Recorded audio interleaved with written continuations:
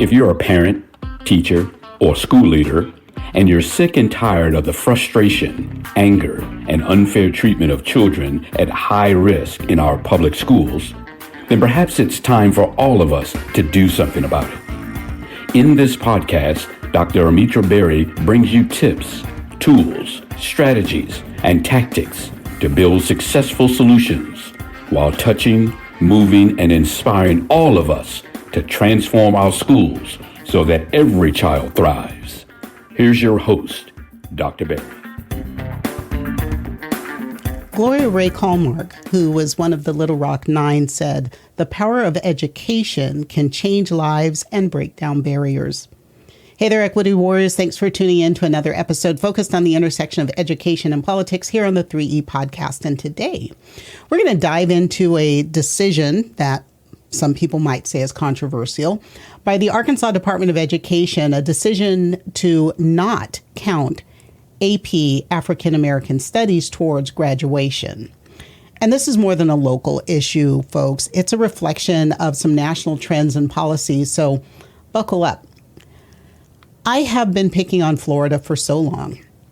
And well, it's hard not to, because they're kind of like the gift that keeps on giving, even though you don't want it. And everybody would be better off if the gift would just disappear. So today, Arkansas. And those of you who are teachers, I want you to think, you know how it is when you know you've got new curriculum coming, right? Good content, something new to teach.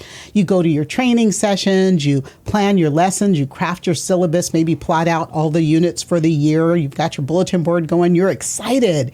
And you know because of what your students have been telling you over the years that it's going to be exciting for them. It's a course that is relevant to their lives and something that they have really wanted to learn. And then, hey, let's just say 2 days before school starts, your administration tells you that the course isn't going to count towards students' graduation. Yeah, you heard that right. 2 days. The state's justification for that change, well, they said it was about the LEARNS Act, a law signed by Governor Sarah Huckabee Sanders earlier this year, and multifaceted piece of legislation. So in that is school vouchers, another episode. I promise I'll get to vouchers in another episode. Teacher pay raises, kudos. Teachers in Arkansas, you deserved a pay raise, every penny that they gave you. And then literacy standards. And that's the part, well, I'm sorry. In my 20 plus years in working with schools across this nation, whenever I was working in schools in Arkansas, among some others in the neighborhood, it was kind of like banging my head against a wall, especially when literacy efforts were about Black and brown children, and they just didn't seem to be taken seriously. So the LEARNS Act, after all this time, really no different, but here's what it does. The standard there says that students who do not meet the reading requirement for second grade cannot be advanced to the third grade. Florida did this before.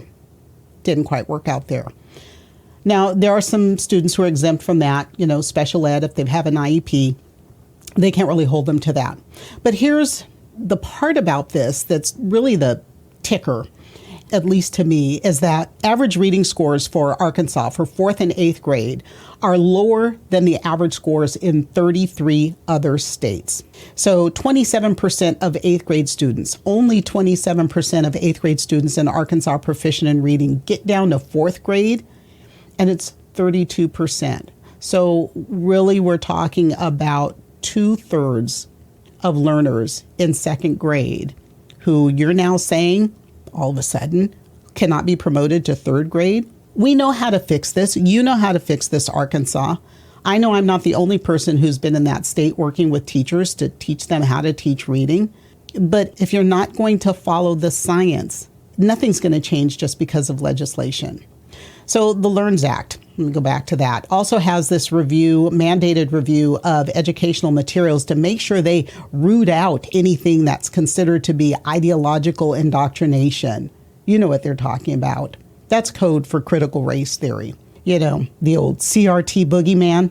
Now, Arkansas isn't the only state that's doing this. As of June of this year, June of 2023, there are 20 states that either approved or proposed legislation to limit how race is taught in schools. Florida already banned AP African American history. They said it significantly lacks educational value. Significantly lacks educational value. It's funny, the only people in America that have been legally prohibited from being taught how to read, from being educated, people who were not allowed to learn their history are Black people and Black history. So what's up with that? What is it that they are so afraid of?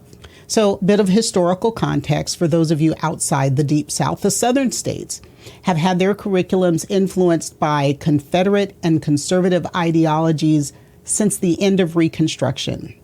So over 100 years. These narratives, these lost cause narratives like the South shall rise again, all that crap, tends to find its way into their standards and their textbooks. So this whole critical race theory, there being anything that is indoctrinating or ideology, yeah, they're okay with indoctrinating an ideology as long as it's Confederate ideology. But anything else, I'm sorry, that's a smokescreen. It's a cover for undermining Black studies as a whole, because if they prohibit children from learning African American history, Black history in this country, it erases the experiences of Black communities as a whole.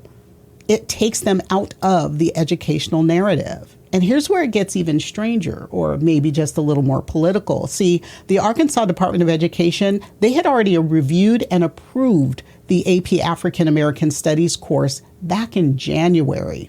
They didn't have a problem with it then.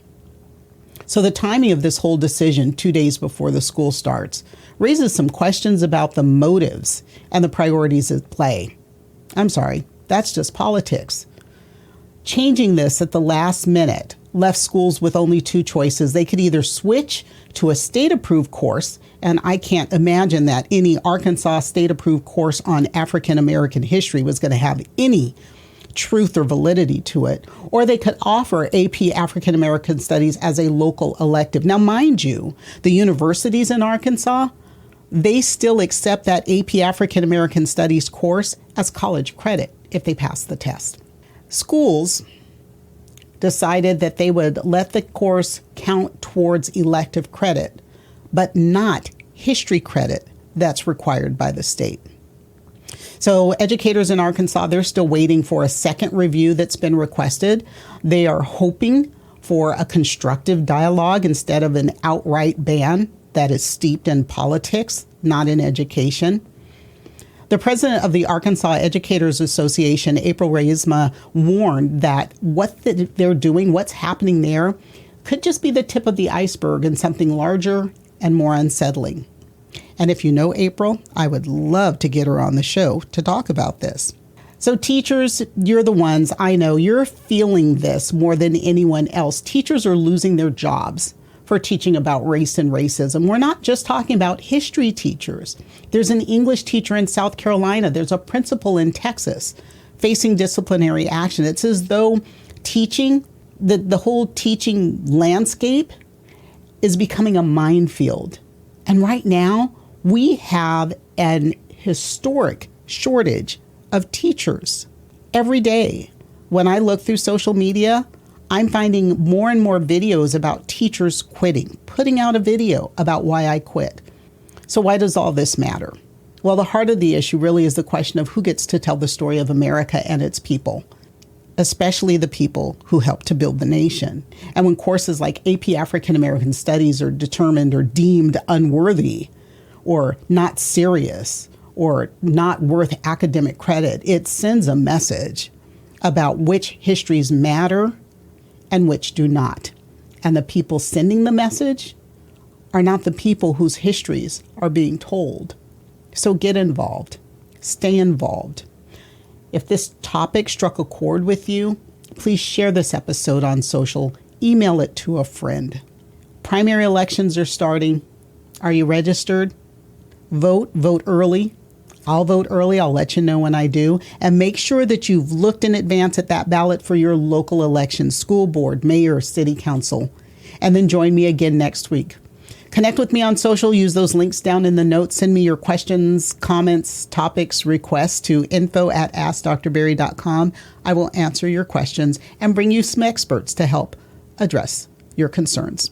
As always, don't worry about the things you cannot change.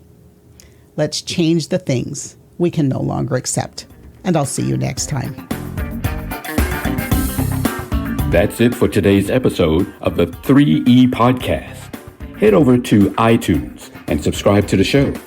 One lucky listener every single week that posts a review on iTunes will win a chance in a grand prize drawing to win a $25,000 value private VIP day with Dr. Berry herself.